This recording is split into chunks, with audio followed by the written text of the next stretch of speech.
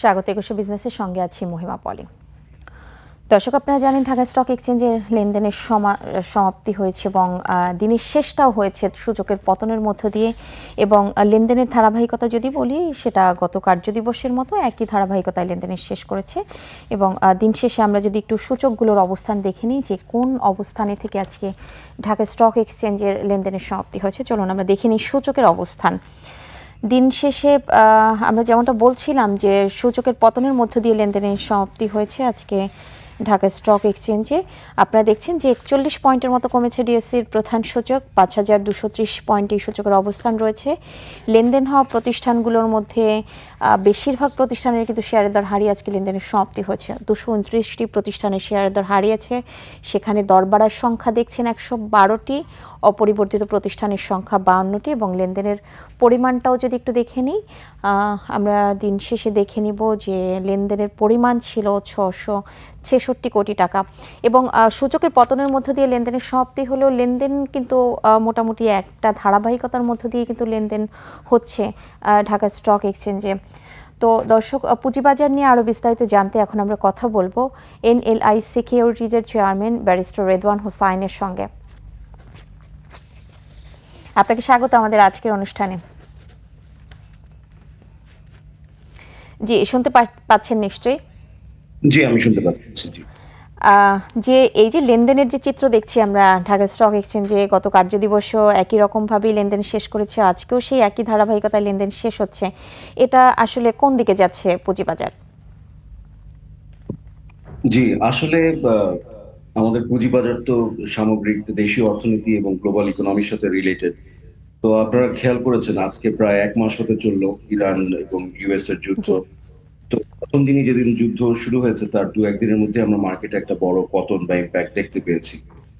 তো আপাতত আসলে এই যুদ্ধটা নিয়ে অনেক রকমের কনফিউশন বিনিয়োগকারীদের মধ্যে কাজ করছে। আসলে যুদ্ধটা কতটা দীর্ঘায়িত হবে, কারণ এই যুদ্ধের সাথে সরাসরি ভাবে আপনার জ্বালানির একটা সম্পর্ক আছে এবং জ্বালানির সাথে আমাদের যে শিল্প খাত আছে এবং ইনফ্যাক্ট ইম্পোর্ট সবকিছুই আসলে কানেক্টেড। তো ওটাই আমরা প্রতিফলন মার্কেট দেখতে পাচ্ছি। ইনভেস্টার্সরা খুব কশাসলি ট্রেড করছেন, ইনভেস্ট করছে। তো ওটারই মার্কেটের প্রতিফলন, একটা কনফিউশন আছে। কনফিউশন কেটে গেলে মার্কেট ভালোর দিকে যাবে।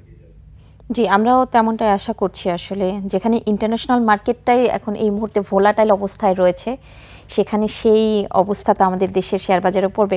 আরেকটা বিষয় নিয়ে একটু কথা বলতে চাচ্ছিলাম, যে গত আওয়ামী লীগ সরকারের আমলে, গত সরকারের আমলে আসলে যে আইপিওগুলো এসছে, একটা বিষয় আমরা সবাই জানি, গত 2 বছর ধরে কিন্তু ঢাকার শেয়ার বাজারে কোনো আইপিও আসছে না। ভালো জি, কোম্পানি তো দূরের কথা, কোনো ভালো আসলে আইপিওই আসছে না। আইপিও নিয়ে জি, বেশ কিছু আলোচনাও হচ্ছে, বেশ কিছু সংস্কার হয়েছে, কিন্তু আমরা কোনো আইপিও দেখতে পাচ্ছি না।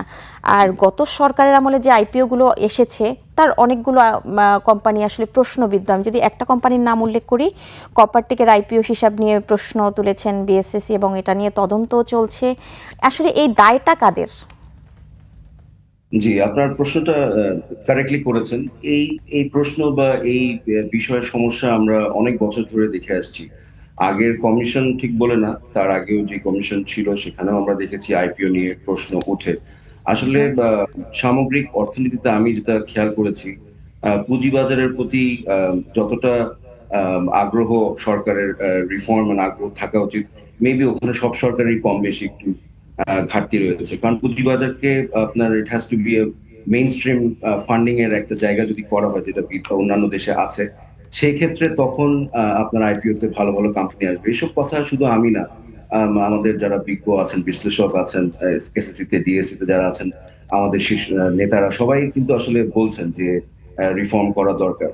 তো আইপিও এর ক্ষেত্রে ইউর কারেক্ট, আপনি একটি কোম্পানির নাম উল্লেখ করেছেন, তাদের বিরুদ্ধে এসএসসি ইনভেস্টিগেশনে গিয়েছে।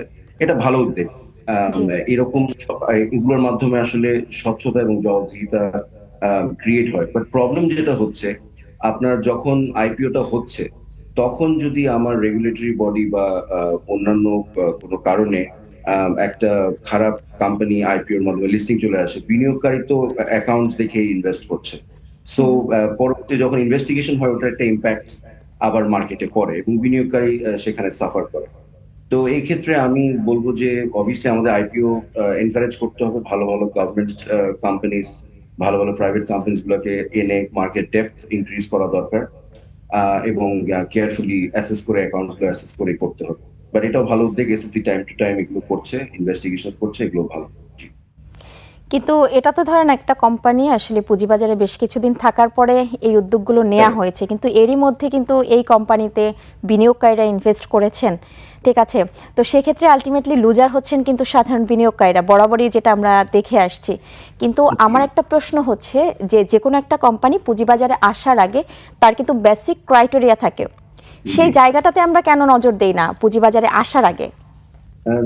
আপনার মতো একই প্রশ্ন আমারও আছে বিনিয়োগকারী হিসেবে, যে আমার নিয়ন্ত্রণ সংস্থা বা আমার যে কোম্পানি লিস্টিং এ আনছে, তারা কেন এই নজরগুলো দেয় না। এখানে যেমন কপার টেকের আপনি কথা বলেছেন, এখানে হুম হুম। সম্ভবত তাদের প্রি আইপিও লাস্ট ৩ বছরের অ্যাকাউন্টস নিয়ে এখন এসএসসি প্রশ্ন তুলেছে। তো এত বছর পরে লিস্টিং হওয়ার এত বছর পরে এসে প্রশ্ন তুললে যারা এই কোম্পানির ভালো অ্যাকাউন্টস দেখে এই বিনিয়োগ করেছে হয়তো হাই প্রাইস, তাদের জন্য এটা ডেফিনিটলি একটা বাজে ইম্প্যাক্ট। এবং এরকম ইম্প্যাক্ট আমরা দেখেছি, পাবলিকলি বলাই যায়। যেমন আমরা দেখেছি মাঝে মাঝে কমিশন একটা শেয়ারকে ক্যাটাগরি চেঞ্জ করে হয়তো জেডে দিয়ে দিচ্ছে বা বিভিন্ন ইনিশিয়েটিভ নিচ্ছে। আসলে কোম্পানি থেকে সাফারার্স কিন্তু দেখা যাচ্ছে বিনিয়োগকারীরাই হচ্ছে। হঠাৎ করে আপনার মার্কেট ওপেন হলো, শুনলেন ক্যাটাগরি চেঞ্জ, প্রাইস পড়ে যাচ্ছে। তো এই জিনিসগুলো আমি শিওর এসএসসি এবং যারা আমাদের ডিএসি ব্রোকার্স অ্যাসোসিয়েশন আছেন, ওনারা এই বিষয়ে কিছু ভালো পদক্ষেপ নেবেন বলে আমি বিশ্বাস করি। এইখানে আমার আরেকটা প্রশ্ন একটু ছিল, সেটা হচ্ছে যে এই যে কোম্পানিগুলোর যখন মিসম্যাচ হয় বা হিসেবগত বা তথ্যগত যে ভুল থাকে, সেখানে আসলে সবচেয়ে বেশি দায়টা কার? এটা কি কমিশনের, নাকি হচ্ছে নিয়ন্ত্রক সংস্থার, নাকি হচ্ছে আসলে অডিট কমিটির স্বচ্ছতার দিকে কতটা আঙুল তোলা যায় এখানে? জি, ডেফিনিটলি। কারণ তো অডিটরসরাই রিপোর্ট করছে। অডিটরস কে যদি জবাবদিহিতার মানে জবাবদিহিতায় আনা যায়, তাহলে সেক্ষেত্রে ডেফিনিটলি এটা একটু বেটার হবে। আমাদের ফাইন্যান্সিয়াল রিপোর্টিং কাউন্সিল যে আছে, তারা এই বিষয়ে এখন ভেরি অ্যাক্টিভ হয়েছে, আগে অতটা অ্যাক্টিভ ছিল না। তাদেরকে ইনভলভ করা যেতে পারে, সো দ্যাট যদি কোনো অডিটর আসলে ভুল তথ্য দেয় বা এরকম কুকড অ্যাকাউন্টস করে, উইন্ডো ড্রেসিং করে, সেক্ষেত্রে অডিটরকে যদি জবাবদিহিতার আনায় আনা যায় এবং তাদেরকে জরিমানা করা যায়, তাহলে অডিটররাও এই বিষয়ে কেয়ারফুল হবে বলে আমি মনে করি। শেষ করব আরেকটা বিষয় নিয়ে জানতে চাই, সেটা হচ্ছে প্রি আইপিও পর্যায়ে কোম্পানির আর্থিক স্বচ্ছতা নিশ্চিত করতে কী ধরনের সংস্কার প্রয়োজন, যা পরবর্তীতে পুঁজিবাজারে আসলে আসলে এই কোম্পানিটার দিকে এরকম কোনো পরবর্তীতে প্রশ্নবিদ্ধ হবে না? সংস্কার কাগজে কলমে, সংস্কার তো অনেক হয়েছে আমাদের, অনেক রুলস ও অ্যামেন্ডমেন্ট হয়েছে টাইম টু টাইম।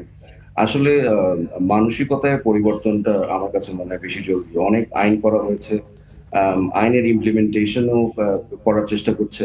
কিন্তু যাদের মাধ্যমে এই আইপিও যে আপনি যেটা বললেন, অডিটেড অ্যাকাউন্টস যিনি করছেন বা যখন এটা অ্যাপ্রুভাল হচ্ছে, তো এখানে বেশ কিছু ব্যক্তির ইনভলভমেন্ট থাকে। ওনাদের কে এই বিষয়ে আরো বেশি আন্তরিক হতে হবে। তাহলে আমার মনে হয় পসিবল। আইনের সংস্কার দিয়ে সবসময় আসলে এটা নিশ্চিত করা সম্ভব কিন্তু না। তারপরে তো বেসিক কিছু সংস্কারের দরকার। ওই যে যেটা আমি কিছুক্ষণ আগেই বলছিলাম যে বেসিক ক্রাইটেরিয়া কি, সেই জি। না, সংস্কারগুলো বেসিক আসলে কি ক্রাইটেরিয়া হওয়া উচিত? লে ডাউন করা আছে। ক্রাইটেরিয়া গুলো খুব সুন্দর করে বলা আছে এবং ওগুলো কোয়ালিফাই করেই কিন্তু লিস্টিং এ আসছে। দেখা যাচ্ছে পরবর্তী বলছে যে যেই ওনারা যে অ্যাকাউন্টসটা দিয়েছে, অ্যাকাউন্টস এ ওনারা দেখেছে মিসম্যাচ আছে। সো জি। ক্রাইটেরিয়া গুলো ভেরি নাইস স্ট্যান্ডার্ড, ওটাই ফলো করেই সবাই লিস্টিং এ আসছে। বাট ওই অ্যাকাউন্টস গুলোতে একটু হেরফের হচ্ছে আর কি, আমরা যা বুঝতে পারছি।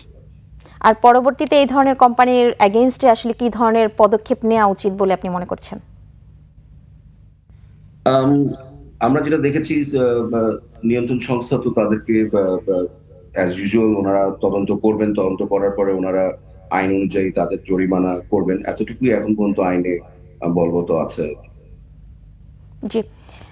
শেষ করব, খুব ছোট্ট করে জানতে চাইবো যে আসলে এই বাজারটা বিনিয়োগকারীদের জন্য কতটা আসলে ঝুঁকিপূর্ণ, নাকি এই মুহূর্তে হচ্ছে বিনিয়োগ করার জন্য সবচেয়ে ভালো সময়? আমি পার্সোনাল পয়েন্ট অফ ভিউ থেকে যদি বলি, এই বাজারের সাথে আমি প্রায় অলমোস্ট 20 বছরের কাছাকাছি হয়ে যাচ্ছে সম্পৃক্ত আছি। এবং আমি অলওয়েজ একজন অপটিমিস্টিক মানুষ, আমি আগেও আপনাদের অনুষ্ঠানে বলেছি।